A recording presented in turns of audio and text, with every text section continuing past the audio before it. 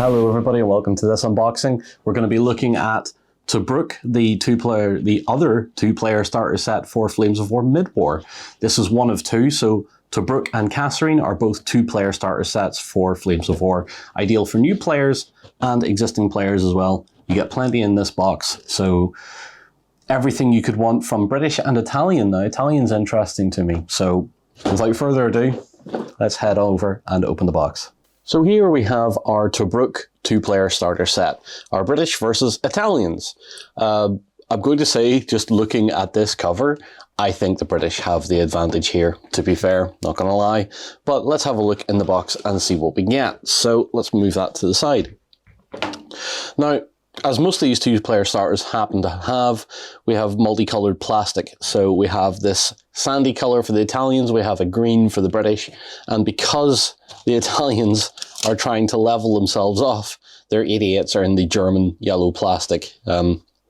Yeah, I can see. Yeah, I can see why that makes things level a little bit. So let's have a look through the paperwork and stuff first. So we're going to get the sprues out of the way here. Now, full disclosure, I am not overly familiar with Italian tanks, and wow, those British, those Shermans are really bright. That is really bright yellow. Yeah, I'll move them out of the way. Crew, guns and grants. I'd have preferred it if all the British stuff had been in the green, to be fair. That's just me, perhaps. All right. Anyway, enough.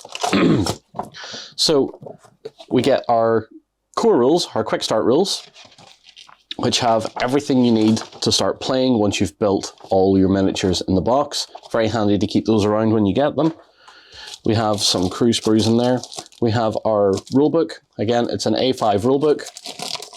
You want to hang on to these as well, because what says I'm prepared for everything than a mini rulebook in absolutely every pocket of every bag, on every shelf, in every cabinet you have. You will get a lot of these if you're starting your Flames of War journey here with this box. Hang on to these, seriously. This is what makes these two-player starters and the starter forces in general great, because if you and a friend fancy doubling up on these, you both get the rulebook as well as the quick start sheets and all of that. So you have that, and then we have the assembly guide for the miniatures in the box as well. So we get our Crusader, our M1441, the Simovet self-propelled gun, I'm going to call it, the 88, and the Crusader, so, and the Sherman, or the Grant and the, yeah, the Grant and the Sherman. I was reading Crusader up here at the top of the sheet. We also get our stat cards. If you've already seen the Kasserine unboxing, you know what I'm going to say here. These are the best way to, oh, okay, do that. These are the best way to math hammer up an army, just to create something. So if you get the card packs, I do recommend you actually spend and get the card packs on top of these, because it'll let you math hammer up some army lists, and then you can put those cards, those specific cards, into a little bag or something like that, and you know that army list is made, and you can modify it quite easily just by looking over the points costs of everything. So always handy to have this sort of stuff. It tells you absolutely everything you need to know about your army build. Now, we're going to move the box out of the way, and then we're going to talk about our sprues. So let's start with the Italians then. So this is the sprue for the M1441, including the Simovente, which is the self-propelled gun / tank destroyer. And this is an interesting kit. I've not built any of these before. So when I get my hands on some glue and stuff here, and I start building these, I'm going to have a look at how modular the kit is going to be, to see how easy it is to switch between the gun tank and the self-propelled gun as well. Just because I think if you feel like it, I think it's worth investing in a few magnets or a little bit of creative gluing, just to allow you to switch vehicle types out as you please. I haven't looked at the stat cards beyond the little glance that we had a minute ago. So I'm not too sure how effective the M1441s are. I know we have a couple of gun options, or we have one gun option anyway for the gun tank, which is I believe it is a 45mm anti-tank gun. It's either 37 or 45. The Italians have strange calibers I'm not overly sure on. And we have two over on here for continuing on weapons. Two Breda machine guns. They look very similar to a British Bren gun, but they're a 8mm machine gun, which is kind of odd to me. In general, this looks like a tidy little kit. I always appreciate having nice track hull sides and stuff like that. Nice riveted detail on the superstructure and the turret as well.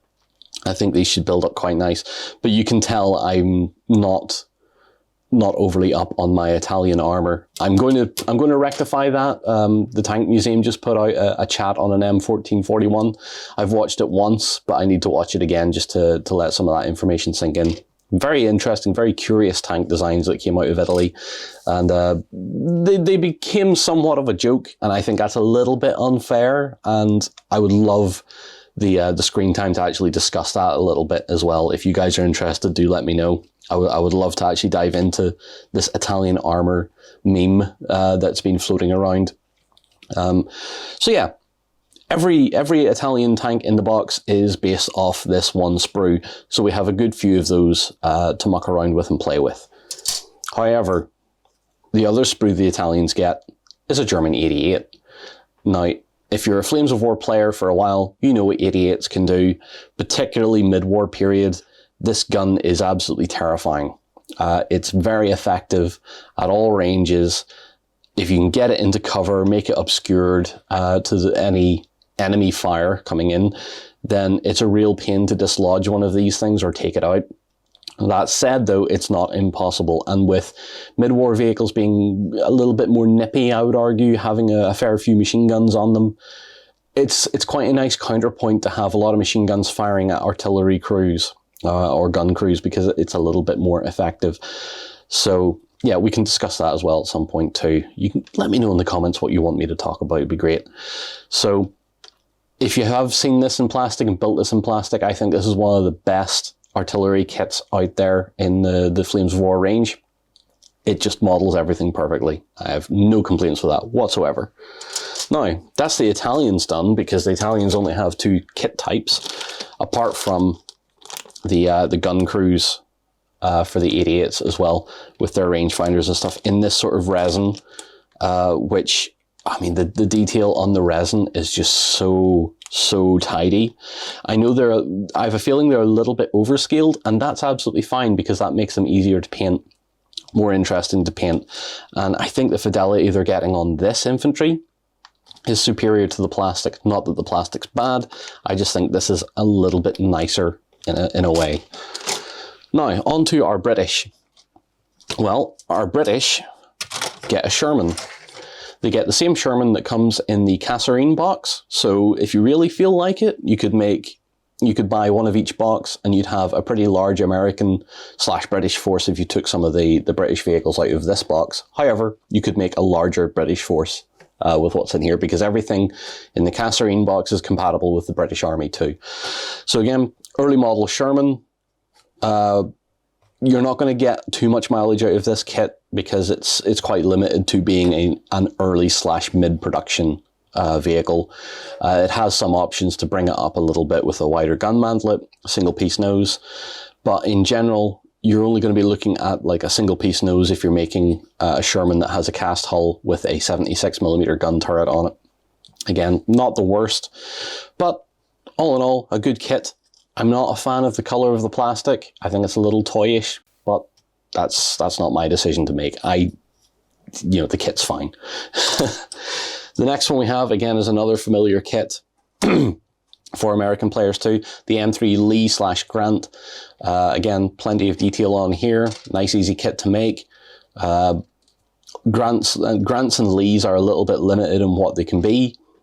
Because after sort of the Italian campaign, these really were superseded by the Shermans. They were just completely replaced. Some were kept on as recovery vehicles or indirect fire with the 75mm guns. some command vehicles and stuff. Monty has a famous picture of him riding in one. So, yeah, interesting vehicle, nice stopgap while waiting for more Shermans to come around. So went on to serve well in the Pacific against the Japanese in areas where the Japanese weren't deploying tanks. If you have a tank and your enemy doesn't, you have the advantage here, as long as you can guard it with infantry. So yeah, all in all, again, another nice kit, easy to build. Enough options in there to make an American version or the British version, of course. Again, not keen on the colour of the plastic. Our last sprue is our Crusader. I believe this is the Crusader. One of the most iconic early tanks, in my opinion, because of the strange shape of the turret, the complete lack of crew space because of that shape. I can see what they were going with, and I'm not sure it was the most interesting or the most effective design. However, it gave us all the great images, all the great footage of these things charging across the desert. These were meant to be the fast tanks. These were cavalry tanks. These weren't infantry tanks like the British called the Matilda Mark II, the Matilda Mark I, and the Churchill as well, all called infantry tanks. This is a cruiser tank. This is something that's fast. It's meant to nip around. It's meant to help penetrate a line, then spread out into the back lines and disrupt logistics and communications and retreats and all that sort of stuff. A very quirky vehicle, rendered very nicely in plastic here for our Flames of War force. Not too hard to build, tons of detail, and in general just a great little kit for a great little tank. Again, if you want me to discuss any of this stuff a little bit more in a vlog format, do let me know. I will get to that as well. So that is all our sprues done. We also get some dice and some bases to cover our gun teams and stuff like that as well. Apart from that, that's it. Let's just pull back out and have a little chat before we end the video. So we've had a look at this 2-player starter set, and what do I think? Well, if you've seen the Kasserine unboxing, you'll know what I'm going to say. We need infantry in these boxes to make them really stand out as excellent 2-player starter sets. The focus on having more vehicles in Flames of War isn't really the direction I would like the game to be going in. I would like them to be saying, hey, look, infantry combat is cool too. Please go and check that out, have a go at it and see what you think. Plus, in general, I'm going to reiterate what I said in the Kasserine unboxing. Having infantry in a 2-player starter lets you feel every part of the game out. It lets you have a bit of artillery. It lets you have this armored combat that they're definitely focusing on. You've got 88s in here, which are going to give you anti-air, artillery, and anti-tank. So there's not really a reason why you wouldn't want to have infantry in this. However, it can always be an expansion to these two forces anyway. However, I would have just liked to have had a little bit of that in a beginner's set or a starter set, as well as a little bit of a scenario to tell the history of Tobruk. I think it's a very interesting series of battles in the larger campaign in North Africa. Now, obviously, the Italians didn't play.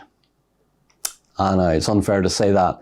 The Italians didn't not play a small part, but history remembers the Africa Corps more than it does the Italians. There are reasons behind that, of course, with Italy capitulating later on and stuff like that, and their armored force being somewhat of a meme in modern culture, which I think is a bit unfair, but I would leave that for another video. And if you want to hear me talk about that in another video, please let me know in the comments. That will be quite an interesting discussion to have with you guys. So in general, it's a good box. It still doesn't come up to the standard of the, is it Hit the Beach, if I remember the name right, the Hit the Beach set, the 2-player starter set that had infantry in it and had all the armor you could have wanted. You could quite easily double up on that and get 2 very nice armies from it. These sets feel a little lacking, but not bad enough to say don't buy it. I would say if you want to have a go at some Italian versus British, have a go at it. Get a new player and get a friend in and say, hey, do you want to try this out? I'll give you the Italians because they're really good. Obviously the 88s balance that out quite nicely as well. But in general, quite a nice box set. I know Battlefront can do better. But anyway, let me know in the comments what you think, and I'll see you again soon. Go ahead and check out our other content on screen now. And while you're at it, why not hit subscribe and remember to ding our dong. Go on, you know you want to click it. Go on.